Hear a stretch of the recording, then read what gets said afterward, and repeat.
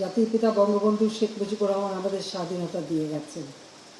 একটা দরিদ্রপীড়িত বাংলাদেশ, শোষিত বাংলাদেশ, মানুষগুলি একবেলা খেতে পেত না, তাদের জীবন কোনো অর্থ ছিল না, তাদের অত্যন্ত কষ্টের মধ্যে দিয়ে জীবন যাপন করতে হতো। এবং মানুষের এই কষ্টটাই জাতির পিতা বঙ্গবন্ধু শেখ মুজিবকে সংগ্রামের পথে নিয়ে যায় এবং তিনি দীর্ঘ সংগ্রামের পথ দাঁড়িয়ে দিয়ে জেল জুলুম অত্যাচার সহ্য করে তিনি বাংলাদেশ স্বাধীন করেন। আমি জাতির পিতা বঙ্গবন্ধুর প্রতি শ্রদ্ধা জানাচ্ছি। শ্রদ্ধা জানাই আমাদের মহান স্বাধীনতায় যারা আত্মাহুতি দিয়েছে সেই 30 লক্ষ শহীদের প্রতি। 75-এর 15ই আগস্ট তার উপর পরিবারগুলি যখন ভাগ হয়, প্রত্যেক জমিও ভাগ হয়, ভাগ হলেই সেখানে আইল বসে, অনেক চাষ উপযোগী জমি তাতে নষ্ট হয়ে যায়। তাছাড়া বাংলাদেশের জনগণের দুঃখ দরিদ্রতা দূর করবার জন্য বঙ্গবন্ধু শেখ মুজিব পদক্ষেপ নেন এবং তিনি বলেছিলেন যে আমি এই খুনে ধরা সমাজ ভেঙে নতুন সমাজ গড়ে তুলব।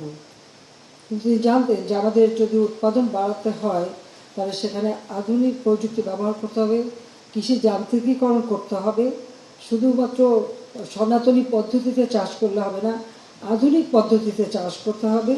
পৃথিবীর অন্যান্য দেশে যেমন জাপানকে তিনি উদাহরণ হিসেবে দেখাতেন যে জাপানের জমিতে 3 গুণ বেশি ফসল হয়, তা আমাদের দেশে কেন হবে না। আর সেই লক্ষ্য নিয়ে তিনি বহুমুখী গ্রাম সমবায় গড়ে তোলেন এবং তিনি যে সবুজ বিপ্লবের ডাক দিয়েছিলেন এবং সেই সাথে সাথে বাংলাদেশের মানুষের আর্থসামাজিক উন্নয়নে কীভাবে সমস্ত প্রশাসনিক ব্যবস্থাকে ঢেলে সাজানো, গণমুখী করা এবং মানুষের ভাগ্য পরিবর্তন যাতে হয় সেই ব্যবস্থা তিনি নিয়েছিলেন। এবং এই সমবায়ের ধারণাটা এরকম ছিল যে জমির মালিকানা ঠিক থাকবে, কেউ মালিকানা নেবে না, যার যার মালিকানা তার তার হাতেই থাকবে এবং সেটা হিসাবও থাকবে, ম্যাপ করাও থাকবে, কিন্তু চাষটা হবে একই সাথে। যেহেতু আপনারা জানেন যে আজকাল যদি মেশিনের দ্বারা চাষ করা হয় তাহলে বড় জায়গা লাগে, ধান কাটতে গেলেও ক্ষুদ্র ক্ষুদ্র জায়গায় কাটা যাবে না, সেই জন্য তিনি সেই ব্যবস্থা নিয়েছিলেন। আর সেই সাথে সাথে ফসলের ভাগটা হবে কিষানি তারা একটা ভাগ পাবে যারা শ্রম দেবে, জমির মালিক যারা তারা একটা ভাগ পাবে, আর সরকারের ভাগটা থাকবে সমবায়ের কাছে, যাতে সমবায় ওই জমি পুনরায় চাষ করবার সব রকম ব্যবস্থা নিতে পারে। সেই দিকে লক্ষ্য রেখেই সমবায়ের কাছেও একটা ভাগ থাকবে, যাতে করে ফসল আরও বেশি অধিক পরিমাণে উৎপাদন হতে পারে। এবং প্রত্যেকটা এলাকায় খাদ্য গুদাম তৈরি করে দিয়ে এই উদ্বৃত্ত খাদ্য সেখানে মজুদ রাখা, যাতে আমাদের দেশে বন্যা হয়, ফসল নষ্ট হয়, ঝড় হয়, এই সমস্ত কারণে যদি ফসল নষ্ট হয় তখন যেন মানুষের খাদ্যাভাব না হয়, তার জন্য প্রতিটি এলাকায় খাদ্য গুদাম তৈরি করা শুরু করেন এবং ফসল রাখারও ব্যবস্থা তিনি নিয়েছিলেন।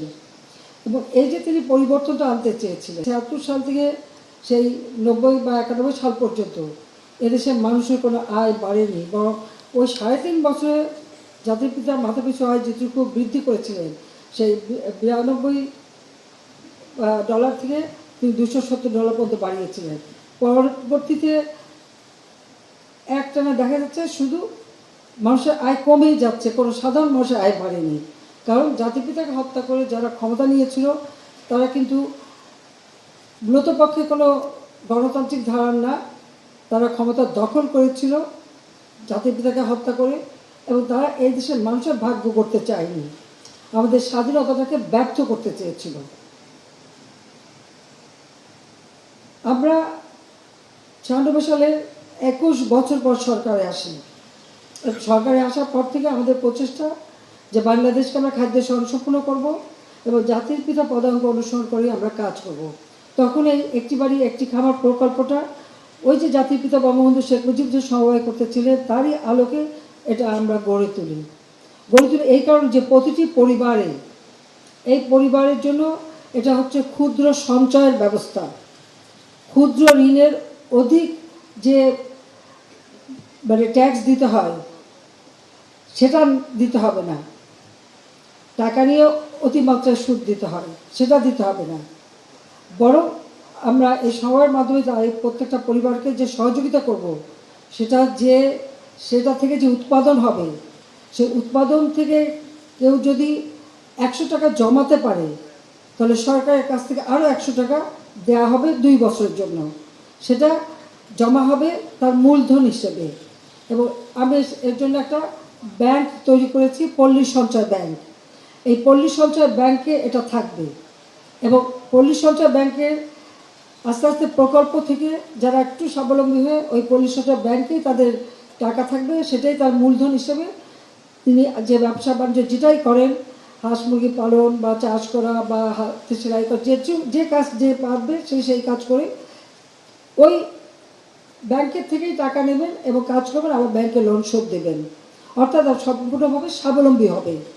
এই চিন্তাটা মাথায় রেখে যেটা জাতিপিতারা করতেছে যে প্রত্যেকটা পরিবার যেন স্বাবলম্বী হয় এবং দারিদ্র্য থেকে মুক্তি পায়, সেটা লক্ষ্য রেখেই এই ক্ষুদ্র সঞ্চয়ের এই পরিকল্পনা আমি নেই এবং সেটা আমরা বাস্তবায়ন শুরু করি।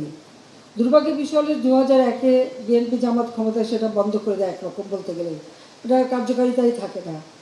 যা আমরা পরবর্তীতে সরকার এসেছি, আসার পরে আমরা কাজ করে যাচ্ছি এবং একে একে আমরা এই পল্লী সঞ্চয় ব্যাংকটাকে আরও উন্নত করে গড়ে তোলা এবং সেই সাথে ওই ব্যাংকের মাধ্যমে ঋণ দেওয়া, আর ঋণের সাথে সাথে যারা সঞ্চয় করবে, সঞ্চয় করতে পারলে তাদেরকে এই আর্থিক সহায়তা দিয়ে স্বাবলম্বী করে গড়ে তোলা, সেই কাজটা কিন্তু